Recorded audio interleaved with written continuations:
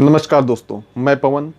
आज की जो कहानी है 28 अगस्त 2019 को राजस्थान के बूंदी शहर का रहने वाला पुलिस कांस्टेबल अभिषेक शर्मा जब अपने घर से निकला तो उसने घर वालों को बताया कि वो ड्यूटी ज्वाइन करने के लिए पुलिस लाइन जा रहा है और वो अपनी ड्यूटी पूरी करके सुबह को घर लौट आएगा। धीरे धीरे रात गुजर गई और दिन निकल आया, लेकिन अभिषेक ड्यूटी से वापस घर लौटकर नहीं आया।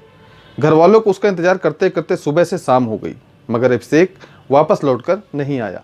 वक्त गुजरता जा रहा था और घर वालों की चिंता बढ़ती ही जा रही थी। लेकिन जब परेशानी घर वालों ने अभिषेक के मोबाइल पर फ़ोन किया तो उसका फ़ोन भी लगातार बंद आ रहा था। चूँकि अभिषेक बूंदी पुलिस लाइन में ड्यूटी पर था तो उसके फ़ोन का यूं बंद हो जाना और फिर दोबारा ऑन न होना घर वालों को फिक्र में डालने लगा था, जिसके बाद उन्होंने अभिषेक के दोस्तों और रिश्तेदारों को भी फ़ोन किया। अभी ये सारी चीज़ें चल ही रही थीं, तभी अचानक पुलिस लाइन से अभिषेक के एक दोस्त का फ़ोन आया। उसने अभिषेक के घर वालों को बताया कि वो तो उस रात ड्यूटी पर आया ही नहीं था। ये बात सुनकर घर वालों के होश उड़ गए, क्योंकि अभिषेक तो घर वालों को यही कहकर निकला था कि वो ड्यूटी ज्वाइन करने के लिए पुलिस लाइन जा रहा है। इसके बाद घर वालों ने उसे ढूंढने के लिए अपने तमाम रिश्तेदारों और जानने वालों को लगा दिया, लेकिन अभिषेक का कुछ भी पता नहीं चला। आखिरकार थक हार कर घर वालों ने बूंदी पुलिस स्टेशन में अभिषेक की गुमशुदगी की रिपोर्ट दर्ज करा दी। क्योंकि अभिषेक खुद भी पुलिस डिपार्टमेंट से ही था, इसलिए घर वालों के साथ साथ अब पुलिस डिपार्टमेंट में अभिषेक के दोस्त भी उसे तलाश करने की कोशिश कर रहे थे। लेकिन बूंदी पुलिस के लिए अभिषेक की गुमशुदगी की किसी चुनौती से कम नहीं थी। उसे गायब हुए 1 हफ्ते से ज़्यादा बीत चुका था, मगर अभी तक उसके बारे में कोई भी सुराग नहीं मिला था। जांच आगे बढ़ी तो पता चला कि उस रात भले ही अभिषेक पुलिस लाइन नहीं पहुंचा था, मगर उस रात 12:30 बजे तक उसका फ़ोन एक्टिव था। लेकिन उसके बाद अभिषेक का फ़ोन स्विच ऑफ हो गया था, जो फिर दोबारा ऑन नहीं हुआ। और अब पुलिस के सामने आखिरी रास्ता यही था कि अभिषेक की लास्ट लोकेशन का पता लगाया जाए, ताकि ये मालूम हो सके कि अगर अभिषेक ड्यूटी पर नहीं गया तो फिर गया कहाँ। और जब पुलिस ने उसकी कॉल डिटेल्स का रिकॉर्ड निकाला तो इस मामले में पुलिस को एक और नया एंगल नजर आया। दरअसल कॉल डिटेल्स से पुलिस को पता चला कि अभिषेक उस रात अपनी बाइक से बूंदी पुलिस लाइन आने के बजाय अपने घर से 136 किलोमीटर दूर सवाई माधोपुर गया था। उसकी लास्ट लोकेशन भी उसी कस्बे में थी, और वो भी किसी भीड़ भाड़ या रिहायशी इलाके में नहीं, बल्कि विजयगढ़ किले में थी। और इस आखिरी लोकेशन का समय भी रात 12:30 बजे के आसपास का ही था। यानी जब उसका मोबाइल स्विच ऑफ हुआ था तब अभिषेक उसी विजयगढ़ के किले में था। लेकिन मोबाइल की लास्ट लोकेशन सामने आने के बाद पुलिस ने फिर से उसके घर वालों से बात करके ये जानने की कोशिश की कि आखिर उसका विजयगढ़ या सवाई माधोपुर से क्या रिश्ता है। क्या वहाँ अभिषेक का कोई दोस्त या कोई रिश्तेदार रहता है। पूछताछ के दौरान अभिषेक की माँ ने पुलिस को बताया कि अभिषेक की शादी इसी सवाई माधोपुर के जरवाड़ा गाँव के रहने वाली दिव्या से हुई थी। इससे पुलिस को लगा कि कहीं अभिषेक उस रात अपने ससुराल वालों से मिलने तो नहीं गया था, क्योंकि घर वालों के मुताबिक अभिषेक और दिव्या के रिश्ते उन दिनों कुछ ठीक ठाक नहीं चल रहे थे। लेकिन अब पुलिस ने अभिषेक की गुमशुदगी की आपसी झगड़े के एंगल से जांच करनी शुरू कर दी।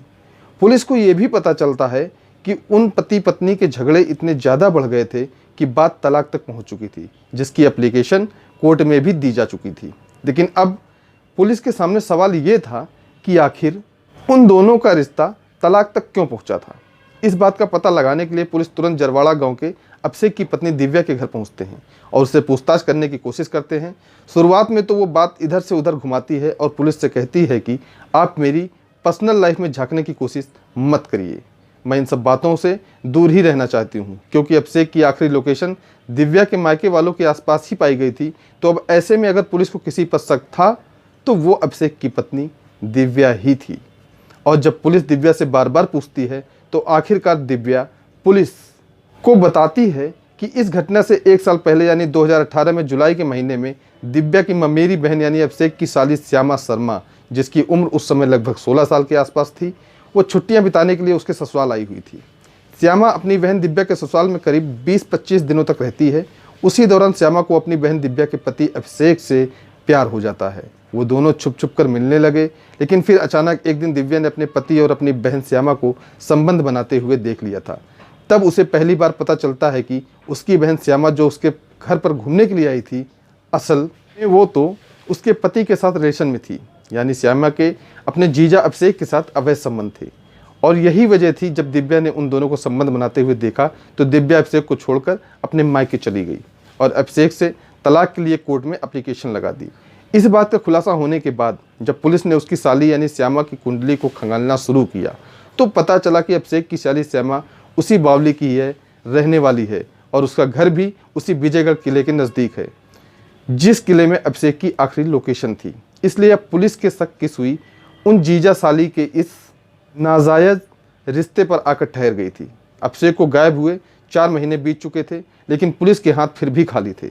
मगर अब उनकी जांच सही दिशा में आगे बढ़ रही थी क्योंकि अभिषेक का मोबाइल भी सवाई माधोपुर में स्विच ऑफ हुआ था और अभिषेक के ससुराल वालों का घर भी उसी सवाई माधोपुर में था जिस साली से उसके नाजायज संबंधों का खुलासा हुआ, वो भी इसी सवाई माधोपुर में रहती थी।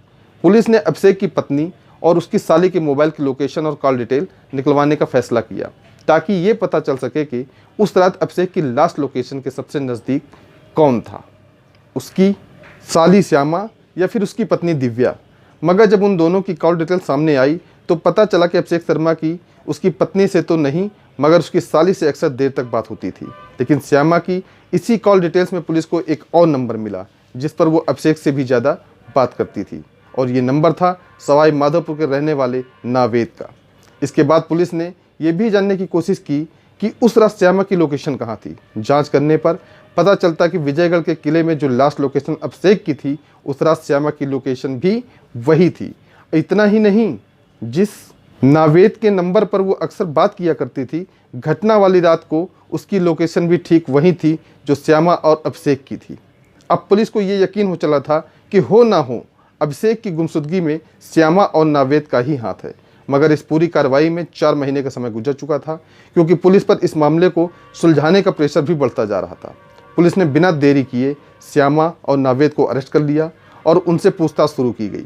पहले तो उन दोनों ने पुलिस को गुमराह करने की कोशिश की, लेकिन जब पुलिस ने उस रात की उन तीनों की मोबाइल लोकेशन सामने रखते हुए उनसे कड़ाई से पूछताछ की तो फिर श्यामा और नावेद के पास सच्चाई कबूल करने के अलावा और कोई रास्ता नहीं था। और इस तरह श्यामा और नावेद ने स्वीकार कर लिया था कि 28 अगस्त 2019 की रात को ही उन दोनों ने मिलकर अभिषेक का कत्ल कर दिया था। लेकिन अब सवाल ये था कि आखिर श्यामा और नावेद ने अभिषेक को कत्ल किया क्यों।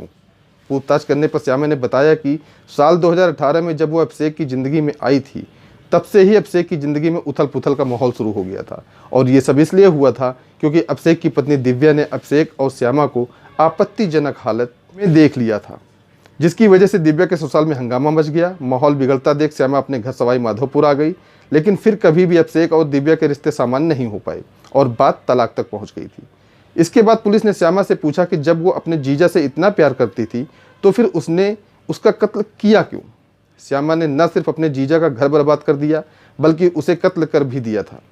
श्यामा ने आगे बताया कि जब वो अभिषेक के साथ रिलेशन में थी उसी दौरान उसकी दोस्ती नावेद से भी हो गई थी और वो और नावेद एक दूसरे से प्यार करने लगे थे। अब वो अभिषेक को छोड़कर नावेद के साथ ही रहना चाहती थी। असल में श्यामा नावेद के साथ शादी करना चाहती थी, लेकिन दूसरी तरफ अभिषेक दोहरी मुसीबत में फंसा हुआ था। एक तरफ तो श्यामा के कारण उसकी पत्नी दिव्या उसे छोड़कर चली गई थी और अब श्यामा भी उसे पीछे छुड़ाना चाह रही थी, लेकिन उसने श्यामा से अलग होने से इनकार कर दिया था। इसके बाद श्यामा ने सोचा कि अगर उसे नावेद के साथ रहना है तो अभिषेक को रास्ते से हटाना होगा। इसके लिए उन दोनों ने मिलकर एक खौफनाक प्लान बनाया। 28 अगस्त 2019 को अपने जन्मदिन पर श्यामा ने अभिषेक को फ़ोन किया और उसे मिलने के लिए बुलाया। अभिषेक को भी लगा कि शायद उसकी डूबती नाव को श्यामा का सहारा मिल गया है। वो अपने घर वालों को ड्यूटी पर जाने की बात कहकर अपनी बाइक से श्यामा से मिलने सवाई माधोपुर के लिए निकल गया। वहाँ पहुँचने के बाद उन दोनों ने एक साथ डिनर किया।